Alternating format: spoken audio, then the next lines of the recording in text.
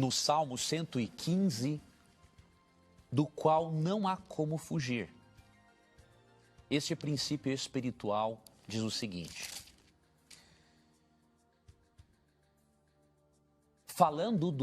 obviamente aqui está falando dos ídolos pagãos, da questão de adorar ídolos pagãos, mas aqui há um princípio que mostra que a veneração a imagens também é perigosa, espiritualmente falando.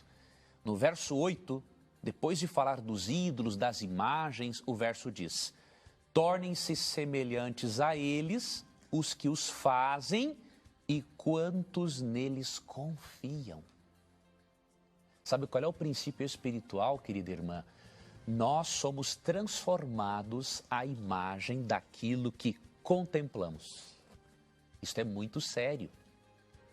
Se você contemplar imagens de escultura, você não vai refletir a imagem de Deus da mesma forma que alguém que segue o princípio de João 4:23, em adorar a Deus em espírito e em verdade. Você precisa contemplar pela fé alguém, algo maior do que você e maior do que as imagens de escultura. Então, por mais que a irmã, obviamente, é sincera, está buscando a Deus, esse tipo, irmã, de veneração, de representação, não é aprovada por Deus nas Escrituras, tá ok? Deus vai abençoar a sua vida, Deus vai continuar guiando-a, porque Deus conhece o seu coração sincero e sabe que aprendendo essas verdades bíblicas, você vai ser beneficiada com elas. Que burrico! Ai, que burrinho! Ai, que burro! Entender isso, nós precisamos entender logo desde o início o que é um ícone e o que é um ídolo. Todos os dois são imagens, mas são duas coisas completamente diferentes. Ou seja, um ídolo é uma criatura que eu pego e coloco no lugar de Deus. Então isso é um ídolo. É uma imagem onde que eu tirei o Deus verdadeiro de lado e coloquei um Deus falso no seu lugar. Isso evidentemente é proibido pelo primeiro mandamento. Somente Deus é Deus.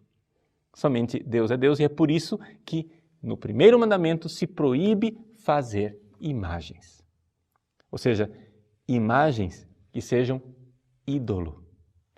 Veja que essa palavra eidolon, em grego, quer dizer exatamente isso, imagem. Só que existe uma outra palavra grega para dizer também imagem, que é o ícone, eikon, que é uma coisa diferente. Ou seja, o ícone é quando eu pego aquela criatura, que foi uma pintura feita por mão humana, uma estátua feita por mão humana, mas eu uso aquela realidade não como um Deus no lugar de Deus, mas como uma janela, uma verdadeira janela que me abre para Deus e que me leva a Deus. Então, se eu tenho diante dos olhos claramente a diferença entre ídolo e ícone, eu vou entender então que uma coisa é proibida e a outra é permitida. Os protestantes radicalizam as coisas dizendo assim: mas então vamos cortar o mal pela raiz e vamos parar de fazer qualquer tipo de imagem. Só que, deixa eu ajudar você espiritualmente, meu irmão. Isso não resolve o problema. Não resolve o problema porque você vai continuar, por exemplo, tendo diante dos seus olhos a sua esposa, o seu marido. Quando você olha para a sua mulher e vê a beleza do corpo dela, você tem uma escolha.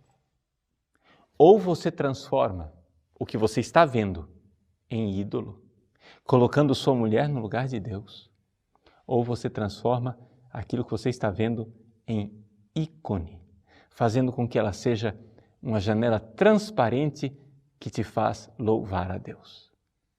Porque aqui o que está em jogo não é a nossa atitude diante de um bonequinho de gesso, mas é a nossa atitude diante de toda a criação. Aqui que está o problema. Você pode acabar com todas as estátuas de gesso, você pode acabar com todos os ícones, você pode acabar com todos os sinais feitos por mão humana. mesmo assim o problema da idolatria vai continuar existindo. Porque o problema da idolatria ele é mais sério e mais radical. O problema da idolatria é a sua atitude diante das realidades criadas.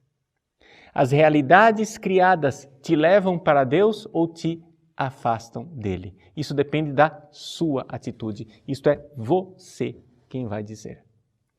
Portanto, diante de uma flor, diante de um pôr do sol belíssimo, diante de realidades até mais tentadoras como o sexo, o dinheiro, diante de qualquer criatura, você está sempre diante de uma escolha.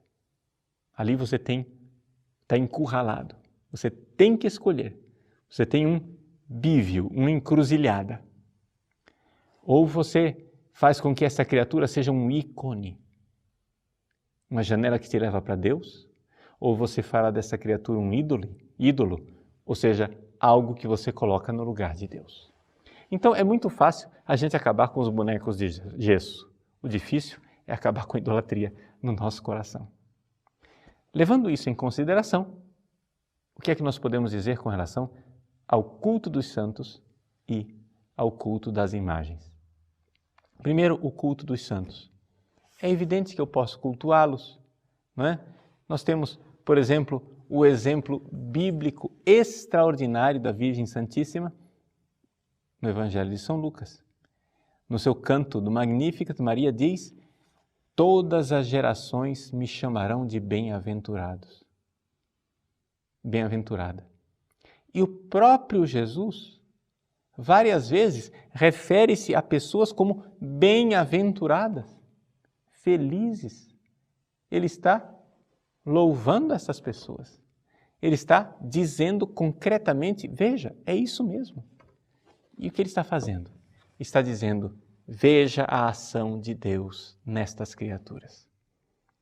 Criaturas que Deus está usando, onde Deus está agindo. Estes são os santos. Quando nós católicos veneramos um santo, nós estamos dizendo o seguinte: vejam como Deus é grandioso usando seres humanos. Deus é capaz de usar a frágil criatura humana para realizar a sua obra. Agora, quando eu tenho uma imagem, quando eu tenho um ícone produzido por uma humana que me recorda esta criatura, aqui eu tenho a mesma coisa de uma bela paisagem que eu fotografei. Se você passeia na natureza bonita, nós aqui em Cuiabá, por exemplo, podemos passear na Chapada dos Guimarães, a gente vê a beleza da criação, acha aquilo lindo, você pode ter uma atitude pagã e começar a venerar aquilo como Deus, né? As forças cósmicas, o Deus que está ali na natureza, etc, etc. Isso será paganismo, idolatria. Ou você pode ver a beleza daquela natureza e louvar a Deus. Isso então é um ícone.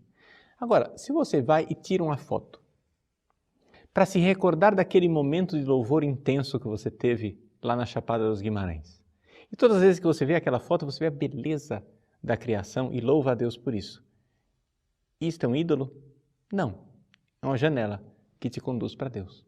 A mesma coisa quando eu tenho uma imagem de um santo, quando eu recordo a grandeza desse filho de Deus, dessa filha de Deus, que Deus utilizou de forma extraordinária no heroísmo, no martírio, se entregando por amor a Cristo. Pois bem, ali eu posso e devo glorificar a Deus através dessas criaturas.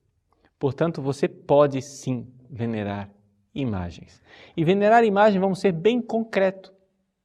Você pode se ajoelhar diante de imagens, você pode falar com os santos diante da imagem, você pode beijar as imagens, acender velas diante delas, colocar flores diante das imagens. Por quê? Porque o segundo concílio de Nicéia nos diz que o culto que é prestado à imagem não se dirige à imagem, mas se dirige ao protótipo, ou seja, àquele que está lá no céu. Então, se você venera a Virgem Maria, se ajoelha diante da imagem da Virgem Maria, acende uma vela, reza, se ajoelha e pede a ela essa atitude de humildade. Mas, Padre, se ajoelhar diante de uma criatura, sim, se ajoelhar diante de uma criatura na qual Deus resplandece na sua glória. Sim, eu posso e devo fazer isso para reconhecer a glória de Deus naquilo que Ele criou.